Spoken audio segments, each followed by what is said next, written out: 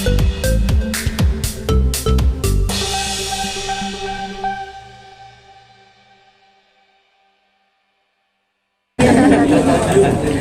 Assalamualaikum warahmatullahi wabarakatuh. Bersama dengan saya, mungkin sebagian teman-teman ada yang belum tahu saya Hadi Ruskamdani, Ketua Umum Gabungan Industri Pariwisata Indonesia, yaitu induk daripada seluruh organisasi pariwisata yang ada di Indonesia dengan jumlah sekarang ada 36 asosiasi. Dan bersama dengan saya, Mbak Ibu, Pak Samuel, beliau berdua mewakili teman-teman dari Bali, dan tentunya Pak Hotman yang sudah rekan-rekan ketahui semuanya, dan ada Pak Bambang Britono, beliau dari GIPI dan juga dari PHRI, dan Pak Edi Wijaya dari pelaku usaha hiburan. Rekan-rekan sekalian, perlu kami sampaikan bahwa pada pagi hari ini kami telah melakukan rapat bersama dengan Bapak Menko Perekonomian membahas seputar permasalahan pajak hiburan. Sebagaimana kita ketahui bahwa pajak hiburan ini telah ditetapkan untuk sektor tertentu, yaitu pajak barang dan jasa tertentu, menyangkut sektor karaoke, spa atau mandi uap, lalu hiburan, lalu diskotik, klub malam, dan bar. Jadi ada yang sektor ini yang terkena. Nah, kenaikan ini terus terang tidak pernah dikonsultasikan dengan kami. Jadi penyusunan Undang-Undang Nomor 1 Tahun 2022 tentang hubungan keuangan pemerintah pusat dan pemerintah daerah, dalam pembahasannya tidak pernah dikonsultasikan kepada kami, atau konsultasi publik terhadap sektor yang terkena pajak PBJT tersebut tidak pernah dilakukan. Dan kedua, bahwa tidak pernah terjadi sosialisasi tentang rencana kenaikan tarif untuk sektor tersebut. Dan ketiga, setelah kami juga pelajari di naskah akademiknya, ternyata naskah akademiknya itu juga tidak secara khusus membahas mengenai jasa untuk pajak untuk jasa hiburan yang terkena ini. Dan bahkan di dalam naskah akademik tersebut ada kriteria pengenaan pajak daerah. Kalau saya tidak salah ada 13 kriterianya, bahkan bertentangan dengan naskahnya itu sendiri gitu. Karena di salah satu naskah yang kami lihat itu adalah bahwa pajak daerah itu tidak boleh melebihi kemampuan dari sektornya, atau harus terjangkau atau affordable. Dan kedua, tidak boleh diskriminasi, yang secara di dalam pajak ini terjadi diskriminasi. Dan ketiga, bahwa pajak itu diharapkan untuk menstimulasi penciptaan lapangan kerja dan meningkatkan pertumbuhan ekonomi daerah, dan itu juga tidak terjadi. Nah, lalu juga yang kami keempat yang kami lihat juga selain tadi dari naskah akademik adalah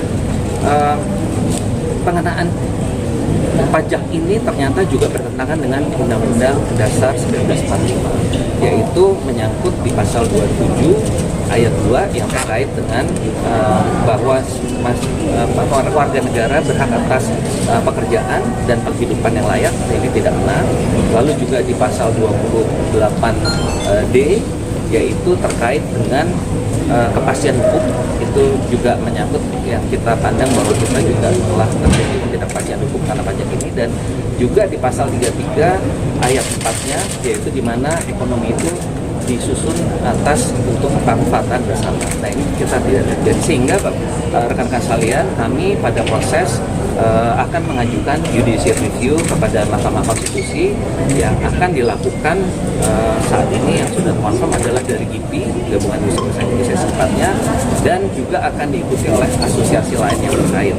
Nah, tadi di dalam rapat yang hal penting yang dapat kami sampaikan kepada rekan-rekan sekalian dengan Pak Menko, ada dua hal penting yang perlu kami sampaikan, bahwa pertama, pelaksanaan dari pemerintah telah mengeluarkan surat edaran dari Kementerian Dalam Negeri atau Kemendagri. Nah, surat edaran ini adalah memperkuat pasal 101 dari Undang-Undang Nomor 1 2022 yang intinya bahwa pemerintah daerah bisa mengeluarkan insentif fiskal. Dan insentif fiskal ini adalah bisa dilakukan oleh kepala daerah sesuai dengan jabatannya. Artinya pemerintah daerah bisa mengeluarkan untuk sektor tersebut tanpa pengajuan individual. Kedua, memang di dalam surat edaran tersebut, karena ini adalah penegasan dari pasal 101, memang ada tertera di situ pengajuan oleh individu perusahaan. Tetapi tadi kami meminta konfirmasi kepada Pak Menko bahwa intinya kepala daerah itu berhak mengeluarkan insentif fiskal ini yang tentunya kita harapkan adalah berlaku kepada undang-undang yang lama, yaitu Undang-Undang 28 tahun 2009 tentang pajak daerah dan retribusi daerah, di mana batas minimalnya itu tidak ada. Kalau sekarang kan ada batas minimal 40%, jadi itu bisa dihilangkan menjadi mulai dari 0% atau mengikuti tarif yang lama.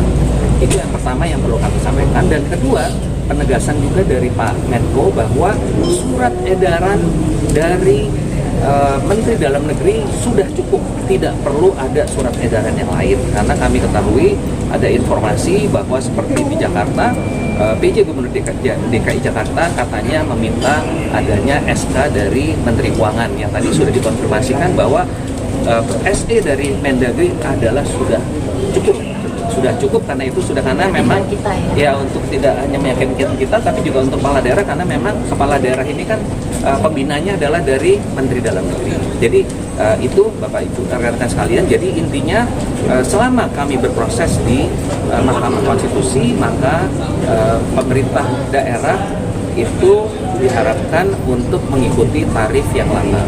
Dan juga perlu kami sampaikan di sini, Bapak Ibu sekalian, dalam pertemuan tadi, rekan-rekan dari jasa hiburan ini juga menyampaikan